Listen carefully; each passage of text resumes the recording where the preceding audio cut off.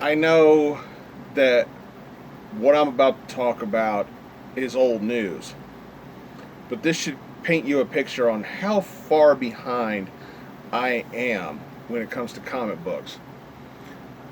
These two particular issues that I'm about to review, I finished reading a couple of months ago, and I just haven't got around to doing a review of them. But I wanted to talk about them because of how I think this could affect comic books in the long term. But I just wanted to give my personal reactions to these two issues, mostly because I just wanted to talk about them. I mean, there's no other reason than just me wanting to talk about them. So we're gonna start with Superman number 18. Get a good shot there with all the glare from the light.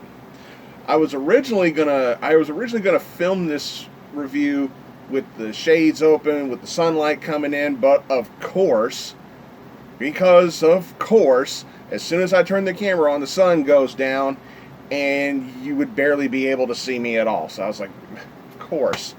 So I'm gonna do take two with a freaking lamp, because God forbid I do this in fucking sunlight. But yeah. Superman 18 revealed to the world. This, I think, in the long term, could become a key issue. And a lot of people think, what's a key issue? I'm like, this is a very significant issue of a series that will be remembered for such a long time. And it's not just because of the moment, but how the moment is done. It's not done just right off the bat like that. I mean, even throughout the course of the series and throughout the course of this issue, the moment of Superman, spoiler alert, okay? These two reviews will be heavy on spoilers in case you haven't read these issues yet. You have been warned. But the moment of Superman revealing his secret identity to the world as Clark Kent, the moment itself was built up. We see Superman having a discussion with other superheroes about it, and you can just see the way the artwork is presented on Superman's face. You can tell he's got mixed feelings about it, but you can sense by the plot pacing and the way the character and the plot is being presented to us that you really feel his feeling as to this is just something he feels like he has to do. And my favorite parts of this issue wasn't just the reveal itself. The reveal itself was an awesome moment. But for me, my personal favorite moments of the issue was that he took the time to reveal his identity first to Perry White. And I loved how they did it. No dialogue, no text bubbles, just panels of artwork showing him progressively revealing the S behind the shirt, and you see Perry's reaction. And all you need is the artwork to tell that part of the plot. Brilliant. Brilliantly executed. To me, that worked so much better than using text and using dialogue to do that moment. Using simply just the artwork alone to tell that segment was beautifully done. My other favorite part is his revealing it to Jimmy Olsen. But my God, whereas with Perry, you had a heartfelt, beautiful moment presented with simple artwork to help tell the story. With the reveal to Jimmy, it's done almost the opposite way. Whereas you have the dialogue to help you tell the angle, but you do it in a comedic fashion. Superman flies Jimmy up to the top of the building and puts the glasses on. And Jimmy's taking this opportunity to fuck with Clark. It's like, what's this? It's like, Jimmy, I'm Clark. I don't see it. I just see Superman with glasses on. And I love.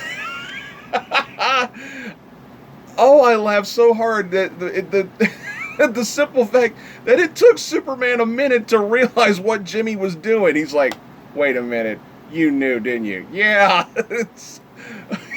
God, that was brilliant. Using Superman's pal to really pull, the smart ass friendship routine with him. Jimmy playing the role of the smart ass friend, and it was done awesomely well. Those two reveals were easily the best part of the issue, and then it leads up to the moment itself, with Clark revealing his identity, and it goes on with this long speech. But normally I would kind of scoff at moments like this because I've seen it been done so many times. I know I'm not the only one that looked at this and just instantly went back to Spider-Man's unmasking during Civil War. Didn't even take me a second to compare it. But in here, the execution, the build-up, and how everything was handled was done very, very well. I also got a kick out of seeing Superman arrive at the Hall of Justice, and there you see at the table, you see all these big heroes, and I saw one person that just made me go, huh, Harley Quinn is sitting at the table with the rest of the Justice League. Fucking A. And then it cuts to the cliffhanger at the end of the issue where we see Lex Luthor's reaction to this. And my God, talk about a moment where you do not need a single word of dialogue to tell the readers that Lex is pissed. One of the best last pages for a Lex Luthor emotion I have ever seen.